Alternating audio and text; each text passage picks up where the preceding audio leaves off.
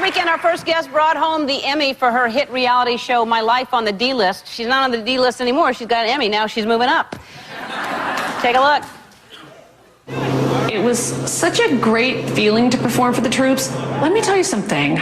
I've never felt more attractive. That is my new demographic. Guys who hardly ever see women at all. I never felt sexier, more beautiful, and they really did treat me like an A-lister.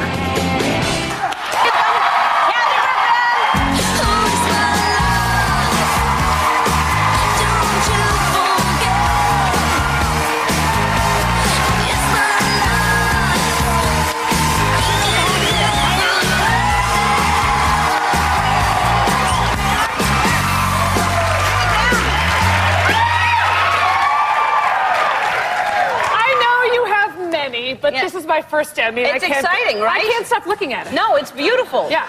And now you look great. I got all dialed up. I'm very, very nervous. Yeah. No, why? Because I was asked about this on the red carpet, and I know you've been talking about it, and I'm very grateful to be here, and thank you for having me. Oh, I'm happy to be here. I'm happy to be here, seriously. Well, they told me that you like the D-List show, and I'm very flattered by that. So. I do. You know, and initially, I got to tell you, I didn't watch it initially because I thought it's going to be mean-spirited, and I usually, right. Yes. And I started watching it because I thought, you know what, I really want to, I can't be like that, because if I'm not open enough to experience it to know what I'm talking about, I can't judge that. Trash so I it watched later. it. Right. Not that I would have trashed it, because I'd try not to. But I watched it, and I really loved it. And here's what I found. You're so hardworking. You take any gig, which I don't know why. Some of those gigs that I'm like, when you sent your husband down at that show where you sent him down to check out in the crowd, was like not even aware of who you were. I felt so bad. I know what that feels like. I've played those They go, gigs. I'm so excited to see Kathy Lee Gifford. She's funny. Yeah. And I don't exactly sing Christian songs, so, you know.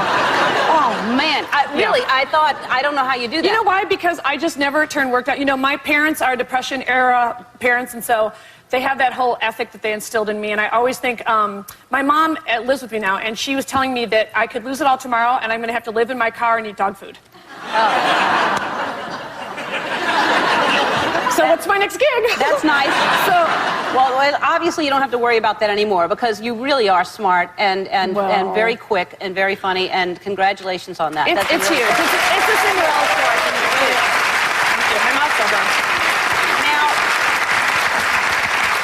And then, you know, you went over to perform for the troops, which I thought was amazing. I mean, you should go. They would love you there. And it's like a once-in-a-lifetime experience. I went to Afghanistan in 2002 and Iraq last year. It's really like a great experience, and it's fun, and it's scary and cool, and you could do like a mock TV show there. You'd love it. I would love to go. If I had time to go, I mean, I absolutely would love to go. I admire you that you went. That's really cool that you went.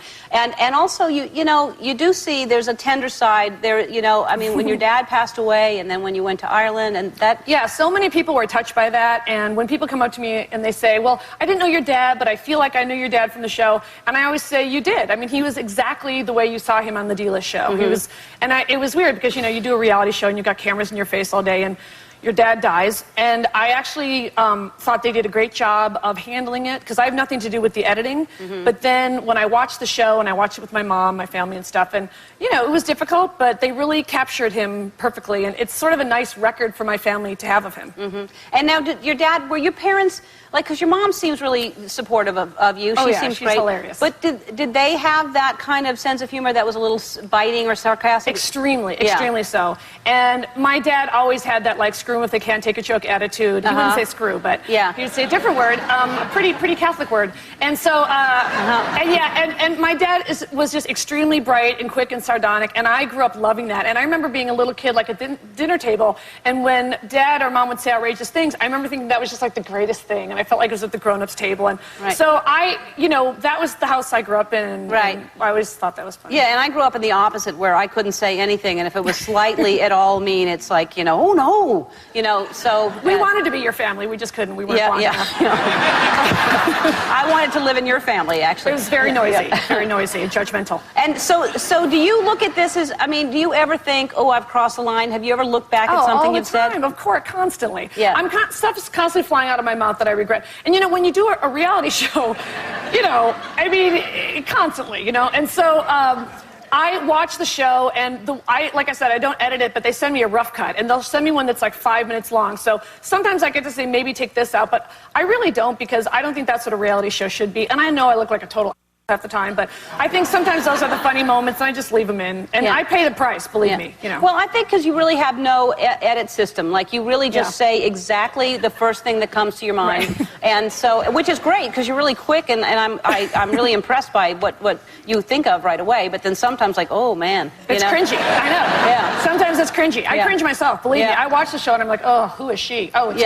Yeah. And now, take that back. And did you watch the VMAs, and do you have opinions on that? Of course I do. All right, go ahead. I mean, I was glued. I watched it 3 times. I take notes. Right. I mean, I'm sick with this stuff. Right. I think Brittany did not work hard enough with her dance coach. Right. Her dance coach, Vicodin.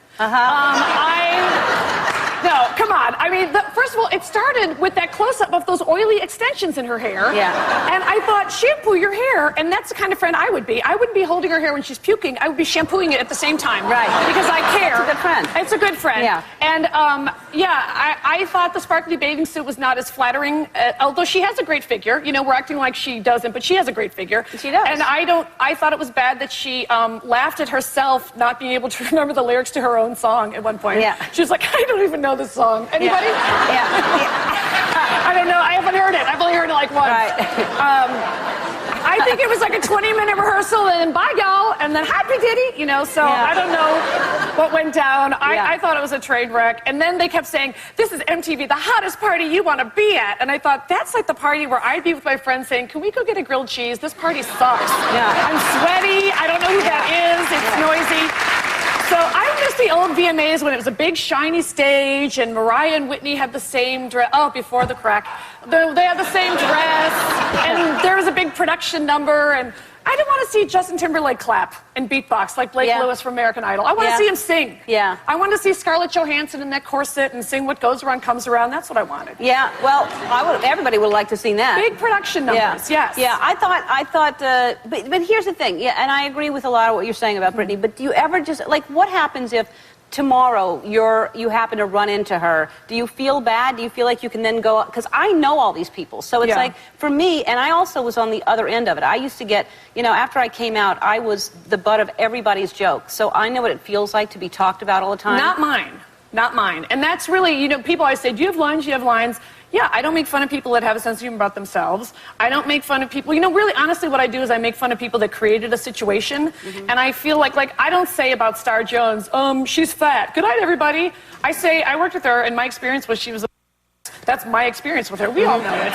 Don't act like I'm the first one to say that. But anyway, that's my experience with her. It's, you know, But no, I would never gun for some. But also, like, if you were, like, you know, puking somewhere in nightclubs and you're getting out of the car without the panties, that's a different story. Because it's something you're controlling and it's fun. But, you know, honestly, I really make fun of people's behavior more than I make fun of the way they look or something like that. And believe me, I've been in that person too. I've had the nasty pictures and the worst dressed and all that too. Yeah, no, and it hurts. I'm just saying, if you ran into Brittany tomorrow, where am I going to run into Brittany? All right, Brittany, come here. She's here, surprise. No, but here's what I want to do, because I love to play games, and you know that. I am going to hold up some pictures of people that are maybe not, actually they're probably people you've made fun of. Okay. And you're going to be forced to say something nice about every single person that I hold up. You'll do it. That is so mean to do to me. We'll be right back.